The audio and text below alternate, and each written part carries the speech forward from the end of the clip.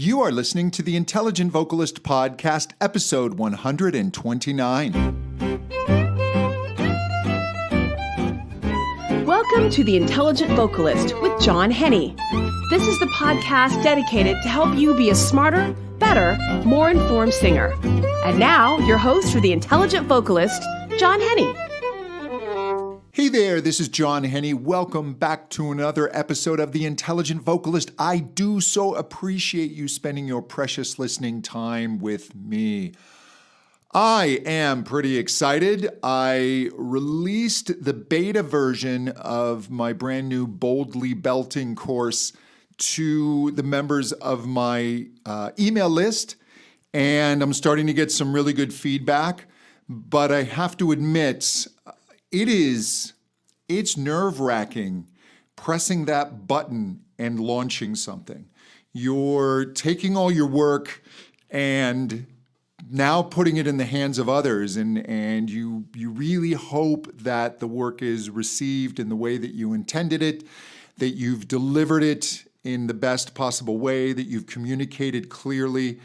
And that moment before I press the button to send the email letting people know that they could now get the course, it's a very odd feeling. And it's a feeling that is very much like going on stage to do a performance. And I still get that when I don't perform too much anymore. I used to perform a lot in my 20s, actually starting in my teens.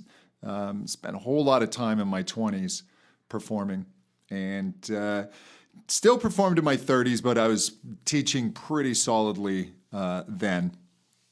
But that feeling of nervousness, that's actually, if you think about it, a lot like excitement.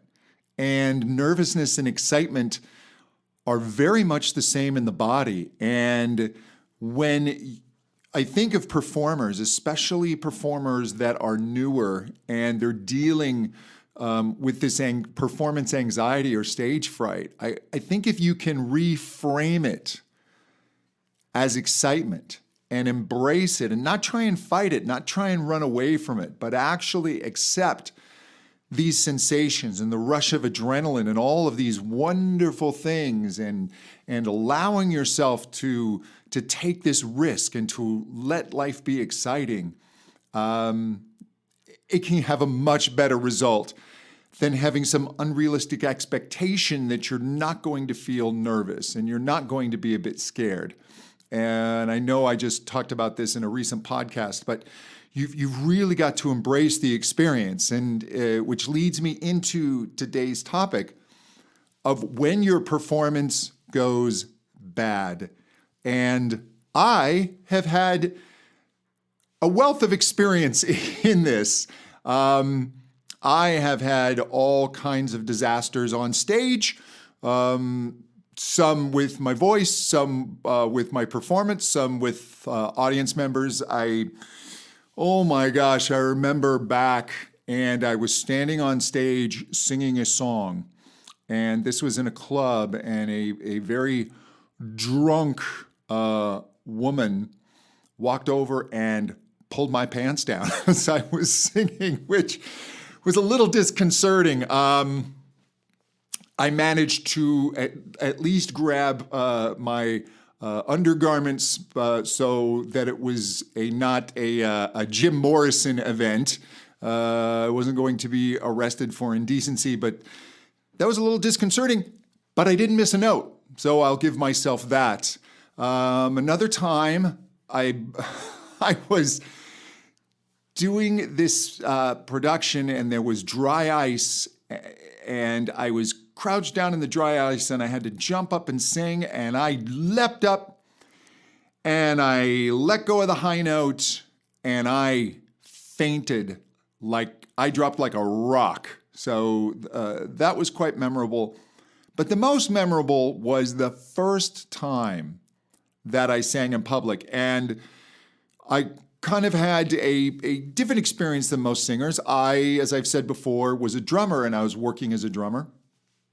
I didn't come to the voice until later. I was in my very early 20s before I decided to start trying to sing. I really couldn't sing before that. So I'm completely a taught singer and not a self-taught singer. It's all been through lessons. And I'd been taking voice lessons for a few months, and I'd been working on a song that the band I was gigging in happened to also do. And I asked to be able to sing it, just to move the mic over to the drums, and I was going to sing the song while playing. And so the band leader said, sure. And the song started. I opened my mouth, and the note that came out was not good. And in my peripheral vision, I saw the guitarist and bass player hunch over in laughter.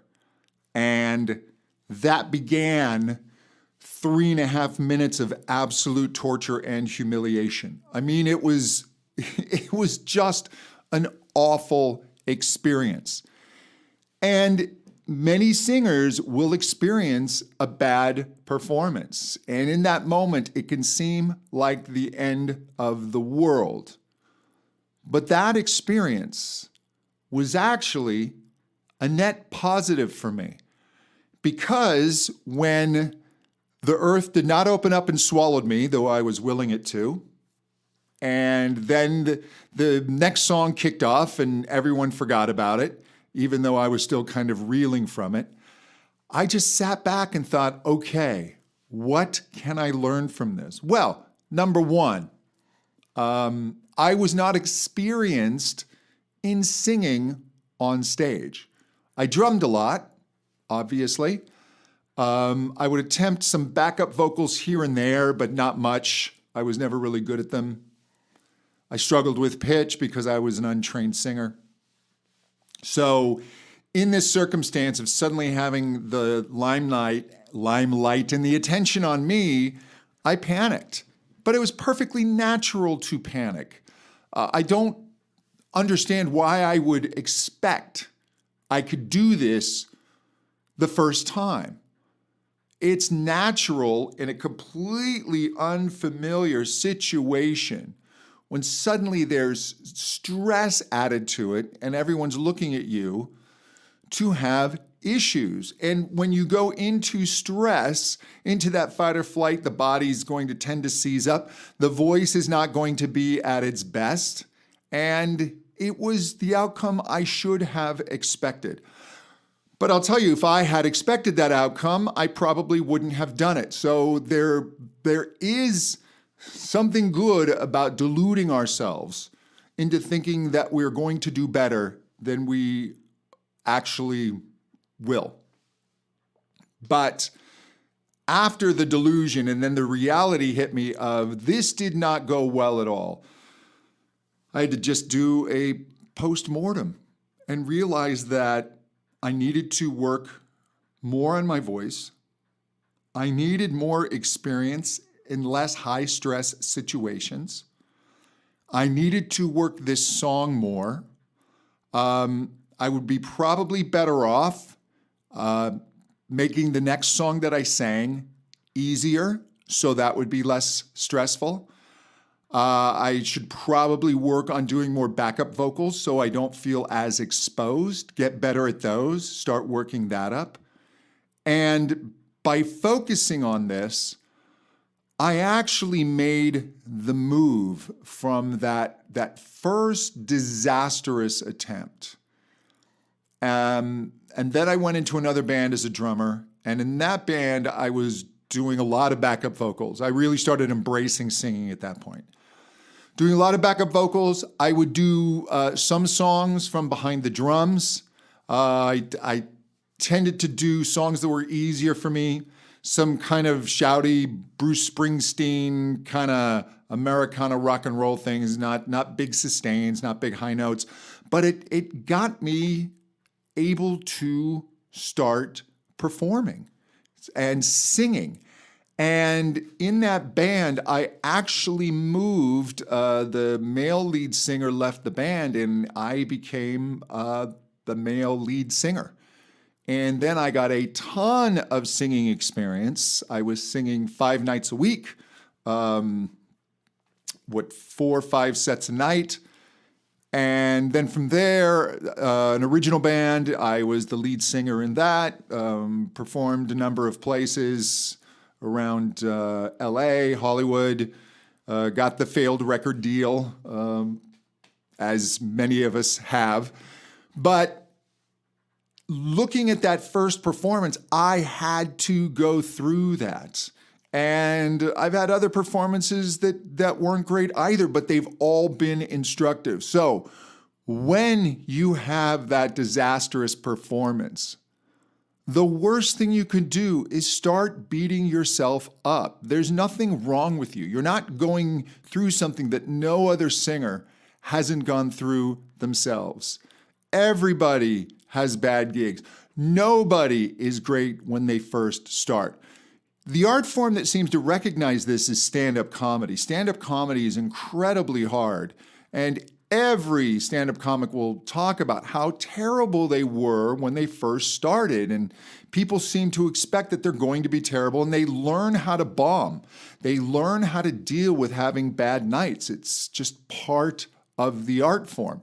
But in music, it's not part of the art form. We really put unrealistic expectations on ourselves to be great every night. And the one instrument that's the hardest to be great on every night is the voice, because it's a human instrument. So you've got to be kind to yourself.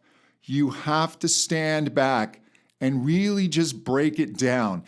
If you have a bad performance, this is a gift in the bigger picture of your singing journey. It really is. But it's not a gift if you throw it away. And if you take this and just beat yourself up about it and you don't learn from it, then it's even less than a gift. It can be a detriment. And part of being a singer is being able to deal with these disappointments. Not only disappointments in your career, but your voice. Your voice is not going to be wonderful every day, and it's always a work in progress. And you have got to be kind to yourself, but also realistic and fair. In your postmortem, why did it go bad? Don't just say it sucked. That's not learning anything. What didn't you like about it? Write it down, break it down. Was it your nerves that got the best of you? Was it you couldn't hear yourself and you started shouting? How do you fix that for the next time? It's like when there's a major plane crash. They use that horrible, disastrous event to make flying safer in the future. So you can use your vocal crash, which actually when you're on stage, even your biggest disasters are safe. They really are. There's no physical harm coming to you. You just have to accept that it may not always be pleasant, but you're going to be okay. But you need to take that little vocal wipeout and break it down. Look at all the elements. What was out of your control? What was technical that can be fixed? What was on you? Did you know the song well enough? Are you able to sing the song when there are instruments? Now, that was one of the big problems on my first performance. I was not used to all the stage noise of instruments when I was singing. I was always just singing in my practice room. I was not used to a disembodied voice coming out of a monitor and not being able to hear myself with my own ears. So do you have good monitors? How loud is the stage volume? Do you need to get a little more in touch with the sensations of singing and not just the sound in case you're not able to hear yourself as quickly? Are there areas in your technique that you've been neglecting that you need to improve? Are your transition notes working? Do your sustains work? Do you tend to grab? When you're nervous, does your breathing tend to go out the window? Right? You're not taking enough breath, or you're gulping and just shoving too much air at the folds. All of these come into account. Are you able to then, as you get better at this, be aware of the space that you're in and the audience and start communicating to them and include them and be aware of the musicians and reacting to them? There are so many levels to having a great performance. It's not just hitting the notes. But in the very beginning, your nerves will likely get you. And these are going to be brand new situations that you haven't been in before. Even if you set up a PA in your rehearsal space, it's not the same. It's not the same as having the audience. The acoustics are going to change from venue to venue. Some nights with the same setup, you're going to hear yourself great. Other nights, it's like you're singing into a vacuum that's sucking your voice away. So you have to just be in all of these situations before you know how to respond to them. But use your bad performances. Don't waste them. Everything is a gift. It's only information. It's information that you can utilize and act upon, or it's information that you can just sulk about and beat yourself up with. And look, if it goes particularly bad, I'll give you a day. You can beat yourself up for a day and feel bad about it. And then you got to shake yourself off and say, okay, how do I make this better? This is what it's all about, is getting better. Freddie Mercury would not have been able to do Live Aid, that legendary performance, as his first performance. He built up through years of experience and becoming a frontman and a showman and being polished. It's just, it wasn't going to happen. There's an arc and there's a natural progression to this. That's why I encourage singers to not try and shortcut their careers either. Just get out there and sing. It's not about being a star, certainly not right away. And it's not about paying your dues. It's more about just learning, getting out there and being in the experience so that you can learn and grow from it. Hey, if you want to know more about me, please visit my website, johnhenny.com. Be sure to sign up for my email list. There are special offers and opportunities that I put out only to my email list. Getting access to my new belting course is one of them. And if you're interested in lessons with me, you can fill out the form there. Just click on lessons. And if you're thinking about becoming a voice teacher, if there's any interest in that, two things you can do. You can check out my book, Teaching Contemporary Singing, at Amazon, or you can sign up for my Contemporary Voice Teacher Academy. Just click on Teacher Training in the upper menu. And until next time, to better singing. Thank you so much. Bye-bye.